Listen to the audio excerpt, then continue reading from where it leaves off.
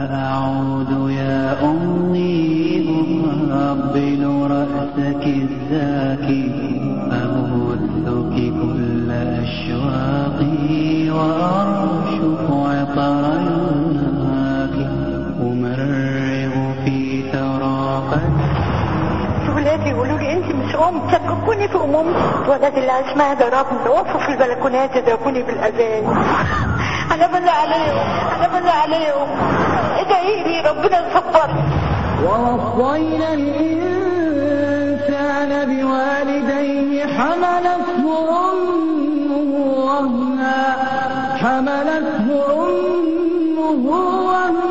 على وهن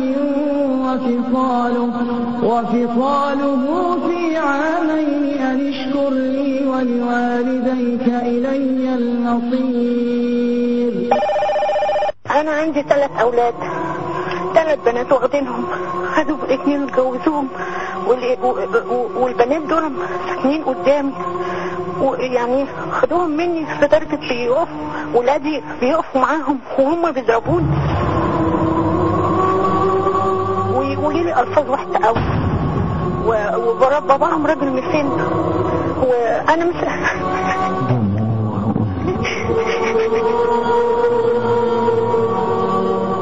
عارفة اقول لحضرتك لدرجة ولادي مش ربيتهم احسن تربية واحسن عربيات واحسن كل حاجة. بصيت لقيت ولادي يقولوا لي انت مش ام. وجه الولد اللي هو قاعد معايا ده مسكني ضربني وضرب باباه. منها هي بيشككوني في امومتي، مش عارفه ليه، وانا ما عملت لهمش حاجه. باباهم كان رافض الجواز دي، وانا اللي رحت خطبتها له وقلت له معلش ابني بيعيط معلش، عشان خدوا التاني وبيحضروا التالت عشان يطردوني من البيت اللي انا فيه. هي دي امومتي وانا استاهل كل ده. حسبنا الله ونعم الوكيل فيك.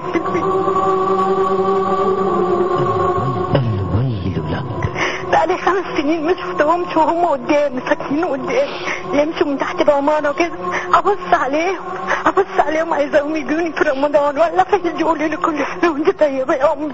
ابدا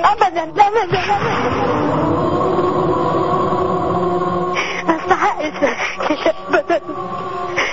انا ام عندي 60 سنة وباباهم عنده 73 سنة. انا مش عارفة مستضعفني ولا ايه، وانا ماليش حد غير ربنا. لك الله يا امي.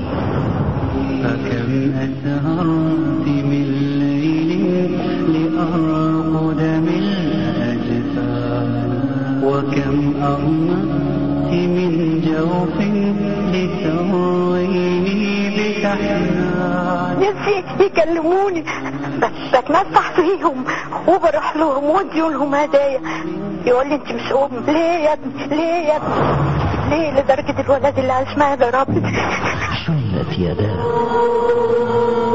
الجيران جابوا له بريس النجدة وكلها النيابة الله يبارك له. انها امك. ضربوه وقالوا له دي امك وبوس رجليها الله يبارك لهم يصلح حالهم يا رب. انا استحيل كده. لا.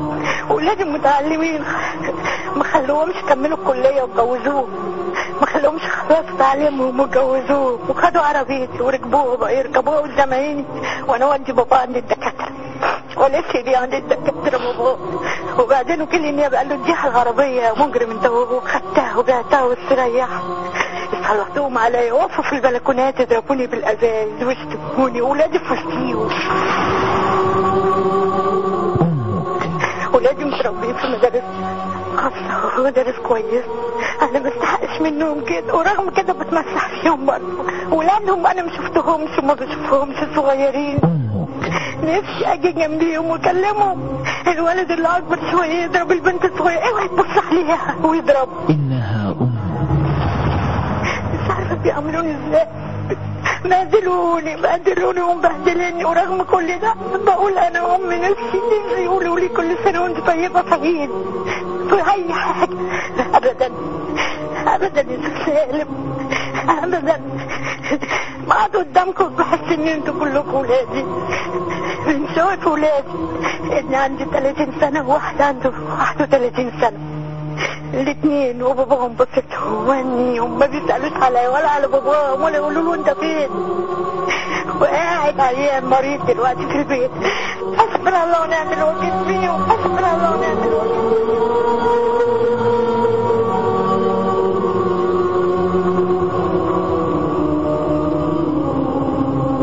هرجوك تدعيلي وهي إلهي ربنا يحرمها في عز ما عندك 5 سنين يا شيخ سالم. ما يقولوليش كل سنة وانت طيبة، لا في عيد ولا في فرح ولا في رمضان ولا في اي حاجة كده.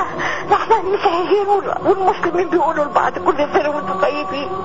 ايه ده يا شيخ سالم؟ كحدي ده، هادي كحدي ده، هادي كحدي ده.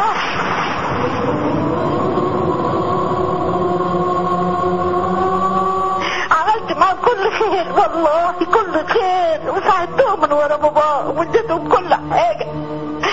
مش عارفة دي عايزة ايه مني، حرام عليها، ده انا عينيا راحت من العياط عليهم. مش حاسة ومعاه ولد عنده 5 سنين وبنت 4 سنين، ابقى عايزة اكلمهم. الاولاد بيبصوا لي وودوا وشهم الناحية التانية. ليه وانا بحب الاطفال جدا جدا، لكن لا يا حرام عليها.